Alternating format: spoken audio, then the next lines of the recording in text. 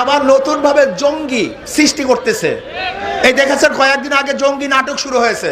এই জঙ্গি নাটক এটা বাংলাদেশের কোনো সংস্কৃতি নয়, এটা ভারতের এক সংস্কৃতি। এই জঙ্গি নাটকের মাধ্যমেই এদেশের আলেম ওলামা মাদ্রাসা মুসলমানদেরকে ধ্বংস করার অস্ত্র হিসেবে ব্যবহার করেছে। কোনো অবস্থাতেই বিজেপি এদেশ দখল করবে, আমাদের দেশে কর্তৃত্ব করবে, বাংলাদেশে একজন মুসলমান একজন মুমিন জিন্দা থাকতে এই স্বপ্ন পূরণ করতে দেওয়া হবে না ইনশাআল্লাহ। আমাদের স্বাধীন দেশে স্বাধীনভাবে বসবাস করতে চাই। 92% মুসলমানদের দেশে ইসলামের খেলাফ কোন আইন হবে এটা আমরা চাই না।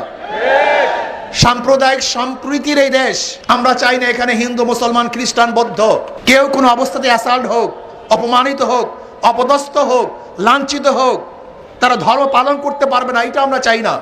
জুলাই সনদ বাস্তবায়নের জন্য গণভোট দিয়েছে, সেখানে 70% ভোট পক্ষে পড়েছে।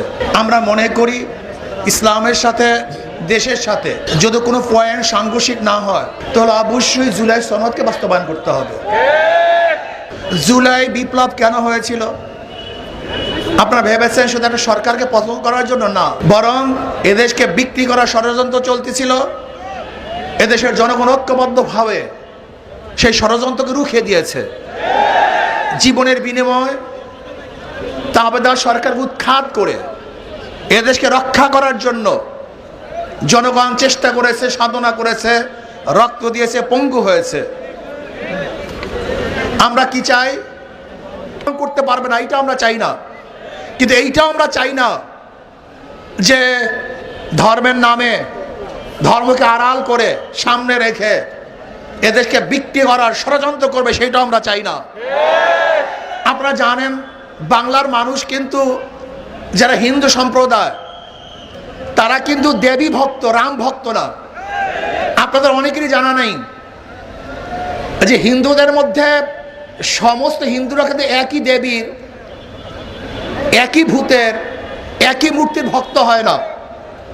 এক এক এলাকায় এক এক ধরনের মূর্তি তারা ভক্ত হয়। যেমন বাংলার মধ্যে সবচেয়ে বেশি দেবী ভক্ত, কিন্তু ইউপির মধ্যে এবং মুদির এলাকায় সেখানে তোরা রামের ভক্ত। বাংলাদেশ হলো দেবী ভক্ত, মুদির গ্রুপ তারা হলো রামের ভক্ত। এখানে দেবী মূর্তি স্থাপন না করে রামের মূর্তি স্থাপন করার কারণটা কি একদিন চিন্তা করেছেন? এই চিন্তা কিন্তু অনেকেই করেন নাই।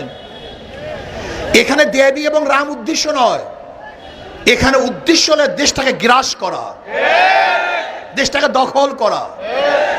আজকে আমাদের স্বরাষ্ট্রমন্ত্রী যারা এই দেশকে প্রদেশ বানাতে চায়, ভাগ করতে চায়, তাদের বক্তব্যকে সিলিবক টান বলেছেন। এটা সিলিবক টান হয়ে গেছে, কিন্তু আবার নতুন ভাবে জঙ্গি সৃষ্টি করতেছে। এই দেখেছেন কয়েকদিন আগে জঙ্গি নাটক শুরু হয়েছে। এই জঙ্গি নাটক এটা বাংলাদেশের কোনো সংস্কৃতি নয়, এটা ভারতের এক সংস্কৃতি। এই জঙ্গি নাটকের মাধ্যমেই এদেশের আলেম ওলামা মাদ্রাসা মুসলমানদেরকে ধ্বংস করার অস্ত্র হিসেবে ব্যবহার করেছে। আবার এই সরকার জঙ্গি নাটক শুরু করেছে। ভারতের বিভিন্ন লিডাররা ম্যাপ দেখায় যে বাংলাদেশ, পাকিস্তান, আফগানিস্তান, নেপাল, ভুটান সহ এই এরিয়া অখণ্ড ভারত হিসাবে তারা ম্যাপের মধ্যে বারবার প্রদর্শনী করেন যে আজকে হোক কালকে হোক এদেশ আবার ভারত হয়ে যাবে। শুভেন্দ্র অধিকারী সে তো আসার পরে ওই দেশটাকে একটা নরকে পরিণত করেছে, খুনের রাষ্ট্র পরিণত করেছে, ধর্ষণের রাষ্ট্র পরিচালনা করেছে। সেখানে মেয়েদেরকে ধর্ষণ করে হত্যা করা হয়েছে। আজকে সেখানে মসজিদকে ভেঙে দেওয়া হচ্ছে, মাদ্রাসাকে গুড়িয়ে দেওয়া হচ্ছে। আজকে জোরপূর্বক মুসলমানদেরকে শ্রীরাম বলতে বাধ্য করা হচ্ছে। এ দেশকে দখল করার হুমকি দিচ্ছে। আমি স্পষ্ট বলবো, বাংলাদেশের মানুষ সজাগ হন, সচেতন হন। এ দেশকে রক্ষা করতে হবে। আমরা জীবন দিয়ে হলে দেশকে রক্ষা করব।